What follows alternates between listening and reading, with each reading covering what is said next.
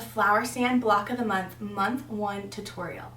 Today we are going over Block 2, so I hope if you're here, I hope that means maybe you finished Block 1 or you just want to see what you're getting yourself into for Block 2. Regardless, this is going to be a great tutorial and you're going to have so much fun making it. I wanted to quickly show Block 2 in the quilt.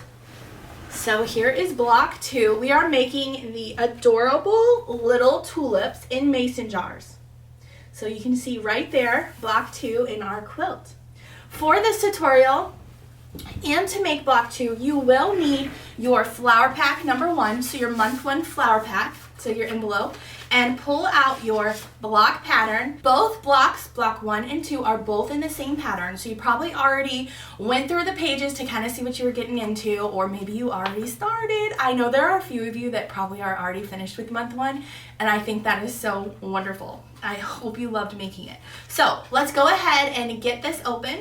If you are new here and you're wondering how you can get your hands on the Block of the Month kit or the Flower Stand patterns, I do have a web page all about the Flower Stand Block of the Month. If you go on my website at mysoquiltylife.com, go to the fabric tab at the top, and then use the drop down box and go to Flower Stand BOM. I have all the details there, and I also have some shops with kits left. So if you're looking for a kit using the Flower Girl collection, head on over to My So Quilty Life, click on one of those shops, and get yourself a kit, because this is going to be a fun, interactive, and exciting Block of the Month.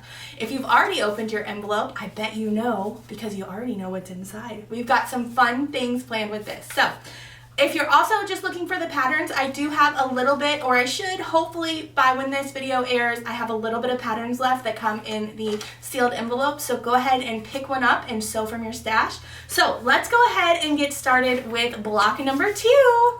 Here I have the quilt so I can show you up close what Block 2 looks like. So month 1, Block 2 is this tulip block. So we have 3 tulips and they are in these cute mason jars.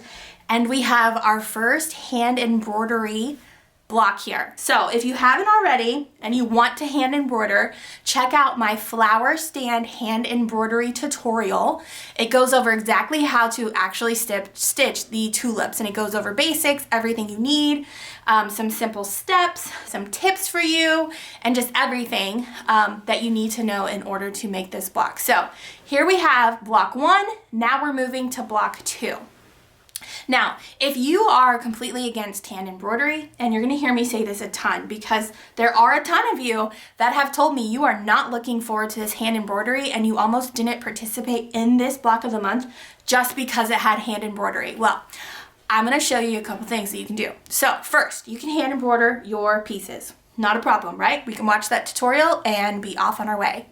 Number 2, you could totally either make this a solid mason jar. You could also make this a different fabric inside instead of words. Or I have a pre-printed panel on my website that to scale, everything is to scale exactly what you need to do this. So all you would need is one of these panels from my website.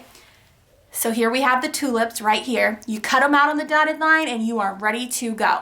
So if the hand embroidery is holding you back, don't let it. Go ahead and grab yourselves one of these panels and you can get started.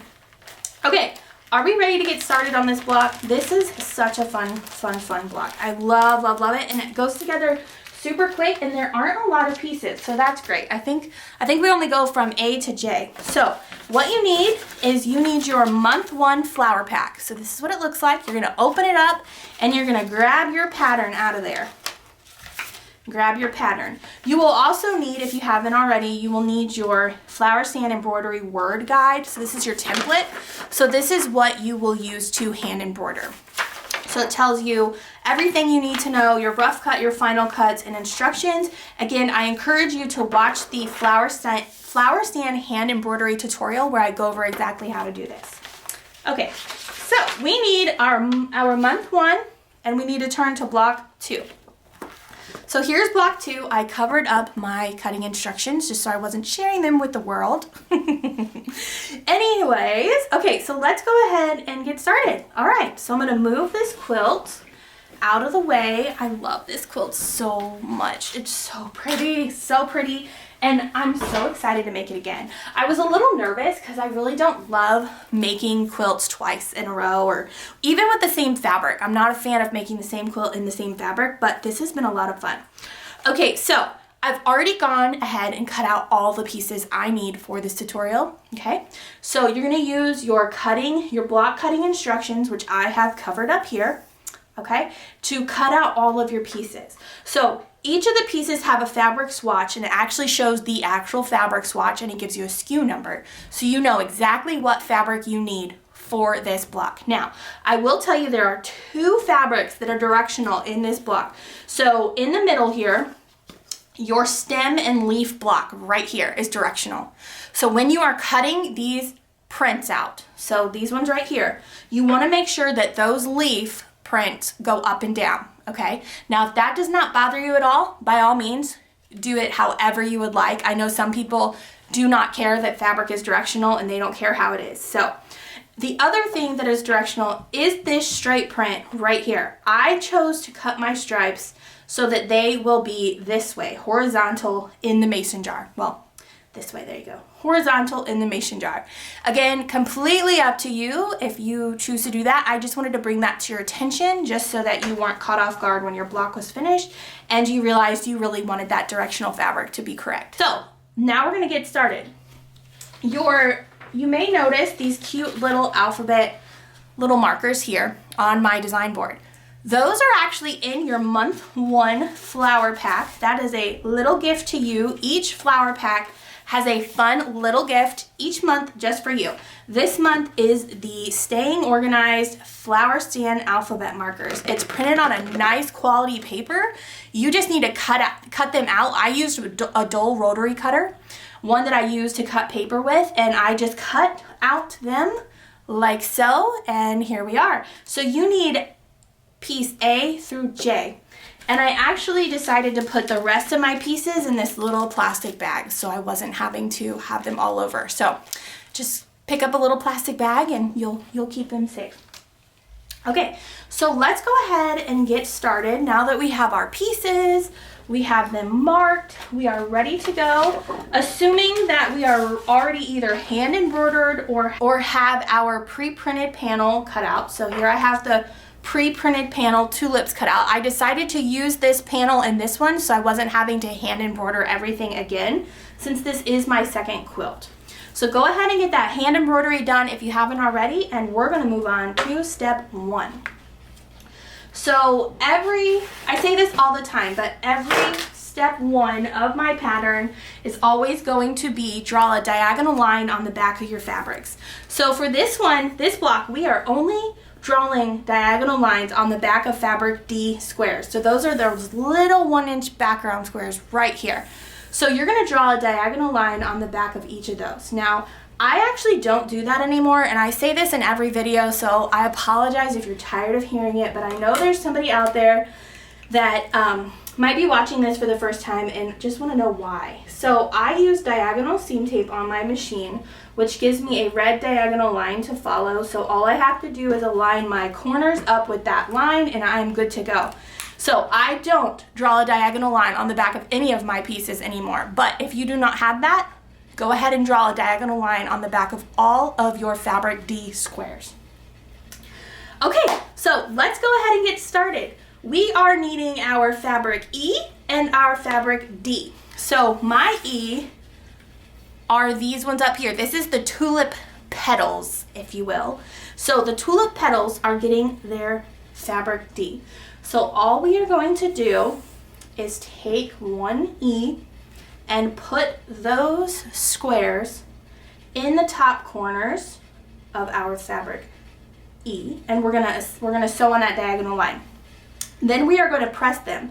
We're pressing them in opposite directions. I want to bring that to your attention. In the pattern, it does say to press them in opposite directions. So this one goes out, this one will go in. So don't forget that step, because you really, really, really want your seams to nest when you assemble these two together.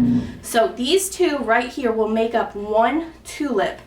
And when these are assembled, when we're assembling these two together, we really want to make sure that our seams nest so that they just nest and align perfectly and you don't have to worry about any bulkiness right there. So just keep that in mind. I'm gonna go ahead and assemble all of those and I will be right back. Okay, I just finished assembling my E units. All right, so here is what we have so far. We have these two and the pink ones. I love this print. Such like a super cute little dainty floral print. And then we have, this is not in order by the way, so don't follow this. So what we have are these units. Now remember, we are pressing in opposite directions. This is so that when we sew or assemble these two together, that we can nest those seams. So I'm going to show you what I mean. So when we put them together here, we can kind of move them or try to move them right here. You know what I mean. When you're nesting a seam, you put it together and you're like, it moves until it locks. That's the word I'm looking for. It locks into place. And then we're going to assemble that. So what we do for step 3 is just that. We are assembling these two E units together, making sure that these are nested so we get a nice point there. So I'm going to go ahead and do that and I will be right back. Okay, now I have just finished step 3 and we have our petal units. So what you're going to do is assemble those and press open. I like to press open on those middle seams so they are nice and good and flat.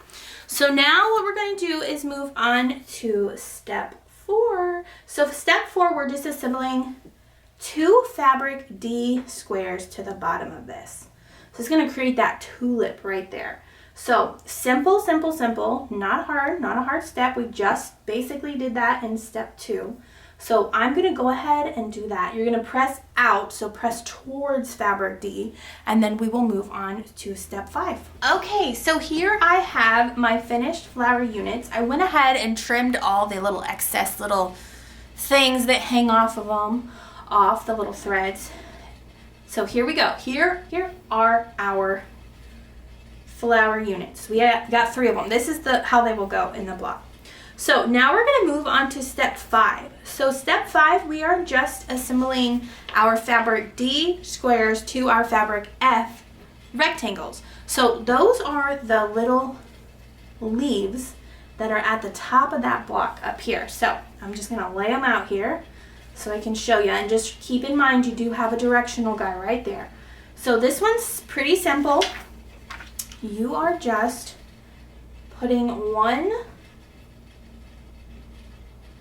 D square on the top corners and 1 D square on the bottom corners, sewing on that diagonal line and trimming. And you are going to press out towards fabric D. So I'm going to go ahead and do that for each of them and then I will be right back. I also find it much easier to do one side first and press that, then go on with the next square there, so that you don't accidentally catch maybe this square that's kind of peeking up under there. So I'm going to go ahead and do the rest of those. Just wanted to show you that real quick. Okay, I just finished assembling my LF and RF units. And again, these cannot be made the same way because they are rectangles. So if you tried to sew all of them the same way, I think you just realized that they don't go that way. So make sure you're sewing a right one and a left one. Here we go. So now we're going to be assembling the leaf unit in step 6. So in step 6, we just need our little fabric G. Let me spread these out a little bit. Our fabric G, and we are assembling our leaf units to the sides of fabric G. This block is so simple. So that's all we're doing, is just assembling these two together and then pressing towards the leaf. We're going to press out towards the leaf. Okay, so I'm going to go ahead and do that really quick and then I will be right back. Okay, I just finished with the leaf unit here. So I'm going to put these where they go. Our block is coming together beautifully. This is going to be so cute. Okay, so the next step is the jar top unit in step 7. So you will need your fabric J. This is the brown. So I have a funny fact about this brown.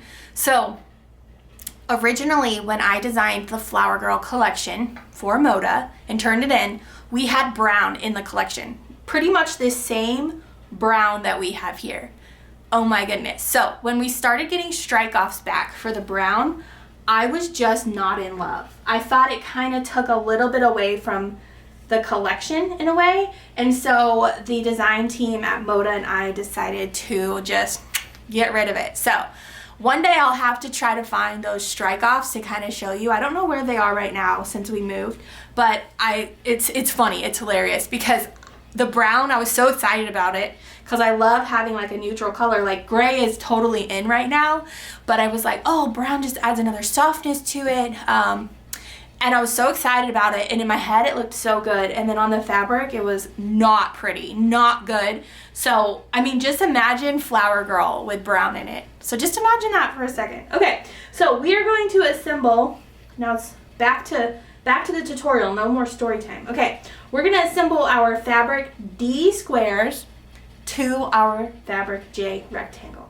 Then we're gonna press in towards fabric J. I keep saying out, but it's actually in. So I'm gonna go ahead and do that, and I will be right back. Okay, so here is the jar top unit that we have here. Just gonna lay them out. Super simple. Look how it's coming together. I mean, that's kind of cute. I mean, it kind of looks like a flower coming out of a hockey puck, but it's actually kind of cute just like that. So if you wanted to make this block again, you could totally just make these little flower things. Okay, so now we're going to move on to step 8, and we're going to start assembling the mason jar. So what we need is our fabric H and our fabric I, and then either your hand embroidered tulips, or if you chose to do just a piece of fabric, so, or if you wanted the pre-printed panel, this is the time we are going to use it. So what we're first going to do is assemble our fabric I rectangles to our tulips word. Then after we press, we're going to assemble these fabric H's to the top. So I'm going to go ahead and do that with all of them, and I will be right back. Okay, I just got done making our jar units, and these are so cute. Okay, so now we're going to just add the corner square triangles on our jar units. So we need the rest of fabric D for this, and you're just going to add a fabric D square to each corner of the jar unit. And you're going to assemble on the diagonal line and then press towards fabric D, and then we're going to work on putting these together. So I'm going to go ahead and do that, and when we return, we're going to put them together. Okay, so I just finished with our jar unit, so step 9. Here we go. All right, so it is time to put these together. So I want to kind of just show you where there are areas that we really do need to concentrate on when putting this together. So we really want to concentrate on the middle of the stem, lining up with our middle seam in the tulip, the petal unit here.